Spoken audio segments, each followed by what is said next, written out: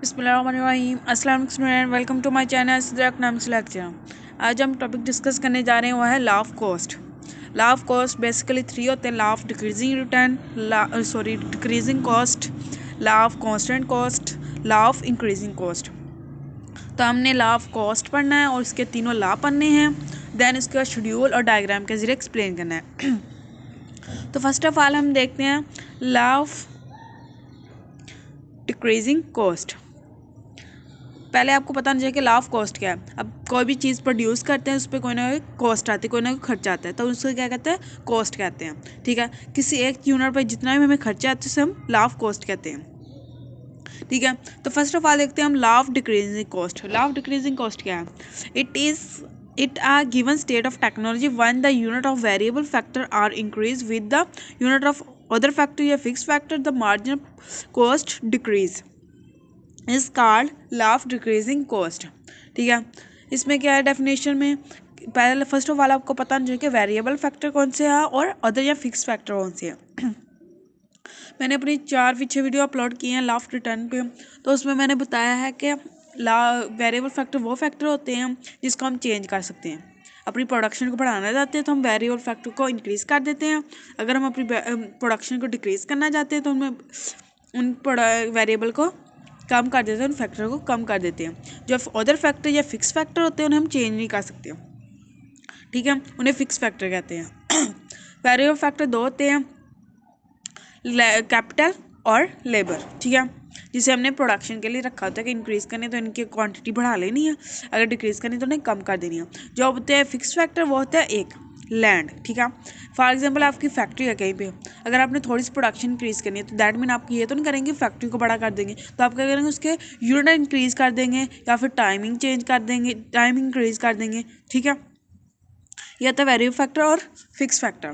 ठीक है, in given a state of technology when the unit of variable factor are increase, इनका जब हम वेरिएबल फैक्टर इंक्रीज करते हैं with the unit of other factor, यानी कि अगर हमने क्या कहते हैं लेबर और कैपिटल को इंक्रीज किया लैंड के साथ, ठीक है, द मार्जिन कॉस्ट डिक्रीज, तो देन क्या हमारी मार्जिन कॉस्ट डिक्रीज हो जाए।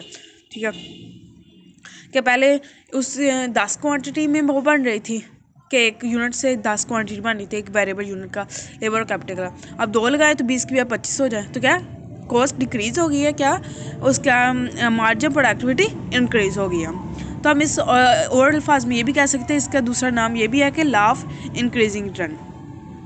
लॉ ऑफ इंक्रीजिंग रिटर्न क्या होता है कि जब हम वेरिएबल फैक्टर को फिक्स फैक्टर के साथ लगाते हैं तो उसकी मार्जिन प्रोडक्टिविटी इंक्रीज होती है।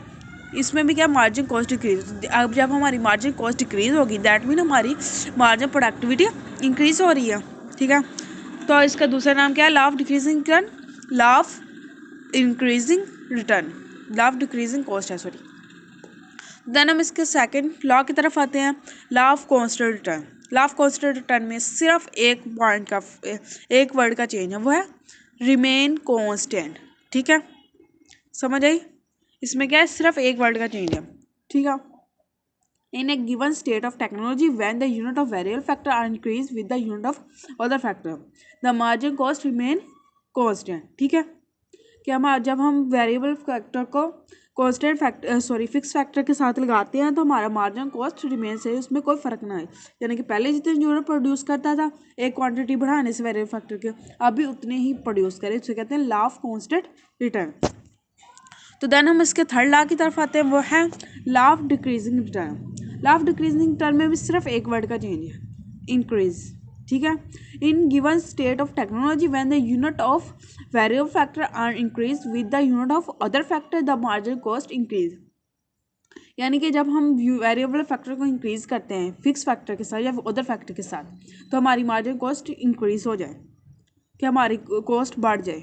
यानी कि पहले क्या है, एक यूनिट हम लगाते थे क्या कहते हैं वेरिएबल फैक्टर का, लेबर और कैपिटल का, तो हमें क्या 10 प्रोड्यूस होती थी, देन हमने एक और लगाया तो क्या 8 हो जाए, कॉस्ट बढ़ गई है लेकिन क्या उसकी मार्जिन प्रोडक्टिविटी कम हो गई है।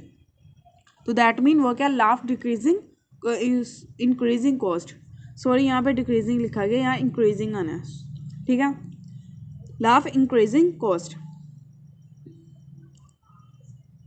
लॉ ऑफ इंक्रीजिंग कॉस्ट क्या है? When the unit of variable factor are increase with the fix factor the margin cost increase. ठीक है, लॉ ऑफ इंक्रीजिंग कॉस्ट। ठीक है। इसको हम दूसरे वर्डों में कह सकते हैं कि इसका दूसरा नाम है लॉ ऑफ डिक्रीजिंग रिटर्न। यहाँ पे सिर्फ एक मेरे वर्ड की मिस्टेक हुई है, तो आप यहाँ पे इंक्रीजिंग लिख लेना, ठीक है। Law of increasing cost. Law of increasing cost क्या है? In a given state of technology when the unit of variable factor are increase with the unit of other factor या fix factor the margin cost increase. जब हम variable factor का एक unit increase करते हैं fix factor के साथ, तो हमारी मार्जिन कॉस्ट इंक्रीज हो जाए। लॉ ऑफ इंक्रीजिंग कॉस्ट नाम से ज़ाहिर है कि हमारा कॉस्ट क्या बढ़ेगी। देन हम आते हैं इसका शेड्यूल की तरफ। शेड्यूल में आपने एक चीज़ फिक्स रखनी है। इफ़ वर्थ इज़ ₹10, वर्थ का मतलब होता है खर्चा या कॉस्ट कह लें। अगर किसी चीज़ पे खर्चा या कॉस्ट ₹10 है तो फर्स्ट ऑफ ऑल हमने क्या कहा है, वेरिएबल कॉस्ट हमारी क्या है, इंक्रीज होते हैं वेरिएबल फैक्टर। तो हमारे वेरिएबल फैक्टर कौन कौन से, लेबर और कैपिटल, वो इंक्रीज हो रहे हैं। तो हमने 1 पॉइंट से लेके उन्हें बढ़ाना है। हमने 1 से लेके 9 तक बढ़ा लिया। तो हमने लॉ ऑफ रिटर्न में क्या पढ़ा था, पिछली 3 phrases of law of return की वीडियो अपलोड किया है कि जब हम वेरिएबल फैक्टर को इंक्रीज करते हैं वेरिएबल फैक्टर को, तो हमारी मार्जिन प्रोडक्टिविटी इंक्रीज होती है 1 पॉइंट तक। उसके बाद क्या है, उसको कांस्टेंट रहती है फर्दर कुछ पॉइंट तक। उसके बाद भी अगर हम वेरिएबल फैक्टर को इंक्रीज करें तो हमारी जो होती है मार्जिन प्रोडक्टिविटी वो डिक्रीज होना स्टार्ट हो जाती है। तो हमने उस वे से इसे बनाना है। तो पहले हमारी मार्जिन प्रोडक्टिविटी क्या होगी, इंक्रीज होगी।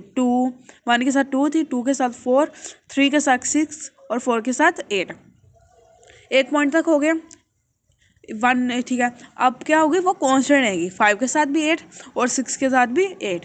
अगर हम फर्दर इंक्रीज करेंगे वेरिएबल फैक्टर तो हमारी मार्जिन प्रोडक्टिविटी डिक्रीज होना स्टार्ट हो जाएगी। तो डिक्रीज कैसे होगी, 8 के बाद क्या आ जाएगा 6, 7 पे 6 और 8 पे 4 और 9 पे 2, ठीक है। तो देन हम आते हैं इसकी को टोटल कॉस्ट। टोटल कॉस्ट कैसे बनाते हैं, मैंने आपको बताया था अपने पिछली वीडियो में कि हमने फर्स्ट एज इट इज लिख लेनी है 2 और 2। देन क्या करना है, 2 को 2, देन इन दोनों को प्लस करना है 2 और 2, ठीक है। देन हमने क्या करना है 2 और 2, सॉरी ये क्या हो गया, ये आ गया। फर्स्ट हमने एज इट इज लिख लेनी, देन क्या करनी, हमने इन दोनों को प्लस कर देना। इन दोनों को प्लस किया, ये देखिए 4 को और 2 को, क्या आ गया 6, TPS टोटल प्रोडक्ट कैसे लिखते हैं, 6 आगे 6 और 6 को प्लस करना है, इस 6 को और 6 को, 12, 8 और 12 20, ठीक है। 20 के बाद क्या, 20 और 8 28, 28 और 8 36, 36 और 6 42, 42 और 4 46, 46 और 2 48, ठीक है। हमने एज इट इज लिख लेनी। ये तीनों हमने पहले बनाए हो law 3 phrases of law of return में, ठीक है। हमने इस लॉ में सिर्फ एक एक्स्ट्रा कॉलम बनाना है, वो है मार्जिन कॉस्ट का। तो मार्जिन कॉस्ट का हमने कैसे बनाना है, फर्स्ट हमने यहाँ पे लिखा हुआ है, ये देखिए कि हमारी जो है, ये क्या हुआ इसके ऊपर कैसे है कि हमने क्या करना है, इसकी वर्थ क्या रखनी है ₹10। तो हमने ₹10 रखनी है। पहले हमारी मार्जिन प्रोडक्टिविटी कितनी आई थी 2, तो उसकी वर्थ क्या है 10, तो 10 को 2 पे डिवाइड किया तो क्या गया 5, ठीक है। देन हमारी मार्जिन प्रोडक्टिविटी इंक्रीज होगी, तो हमारी वर्थ क्या होगी, डिक्रीज हो जाएगी ना। अगर हमारी ज़्यादा, हम कोई 1 यूनिट इंक्रीज़ किया, देखना यहाँ से 1 यूनिट इंक्रीज़ किया वेरिएबल फैक्टर का, 1 की बजाय 2 लगा दिया, तो हमारी क्या है जो होगी मार्जिन प्रोडक्टिविटी वो 2 की बजाय 4 होगी, बढ़ गई ना। तो अगर हमारी मार्जिन प्रोडक्टिविटी यानी हमें ज़्यादा प्रोडक्शन होगी तो दैट मीन हमारी जो कॉस्ट क्या है, कॉस्ट उतनी है जितनी पहले पे लगाई थी, लेकिन अब ज़्यादा प्रोडक्शन हुई तो दैट टोटल कॉस्ट क्या है, कम हो गई है। तो हम कैसे कम डिफाइन करेंगे, 10 को 4 पे डिवाइड करेंगे तो क्या आ जाएगा 2.5, ठीक है। देन हमने एक एक्स्ट्रा यूनिट और लगाया तो इसकी और ज़्यादा बढ़ गई, एक्स्ट्रा ही 4 आना था ना, 4 की वजह 6 आ गया, तो हमने 6 को 10 पे डिवाइड किया तो 1.66, बस इतनी सी उस पर कॉस्ट आई। देन हमने और 1 यूनिट इंक्रीज़ किया तो हमारी और ज़्यादा प्रोडक्शन बढ़ गई, मार्जिन प्रोडक्टिविटी। तो देन हमने 8 को 10 पे डिवाइड किया तो क्या आ गया 1.25। देन फिर 8 आए तो 8 को 10 पे डिवाइड किया 1.25, इसी तरह 8 को फिर 10 पे डिवाइड किया 1.825। फिर क्या आ गया, हमारी मार्जिन प्रोडक्टिविटी डिक्रीज होना शुरू होगी। तो देन हमने क्या करना है 7 पे हमारी मार्जिन प्रोडक्टिविटी क्या है 6 है। 6 को हम 10 पे डिवाइड करेंगे तो क्या आएगा, 6 को 10 पे डिवाइड किया तो हमारा आएगा 1.66। तो इसी तरह हमने बाकी का लेनी है। 10 को 4 पे डिवाइड किया 2.5 और 10 को 2 पे डिवाइड किया 5। ठीक है, हमने कहा था 3 होते हैं इसमें, law of decreasing cost, law of constant cost और law of increasing cost. Law of decreasing cost क्या है, यहाँ पे हमारी लॉ क्या हो रही है, सॉरी कॉस्ट क्या हो रही है, डिक्रीज हो रही है। तो ये क्या लॉ ऑफ डिक्रीजिंग कॉस्ट, यहाँ पे हमारी कॉस्ट क्या हो रही है, कांस्टेंट है कि चेंज नहीं हो रही, वो कांस्टेंट। यहाँ पे हमारी क्या हो जाती है, कॉस्ट क्या है, इंक्रीज हो रही है, तो वो क्या है, लॉ ऑफ इंक्रीजिंग कॉस्ट। तो ठीक है, हम इसको डायग्राम देखते हैं। हमने एक्स एक्सिस पे रखना है unit of labour and capital, वो क्या 9 तक है, 1 से लेकर 9 तक। ठीक है, तो हमने 1 से लेकर 9 तक लिख लेनी है। ठीक है, उसके बाद law of cost, law of cost क्या 5 तक है एटलीस्ट, हमने 1 का डिफरेंस है 5 तक लिख लेनी है।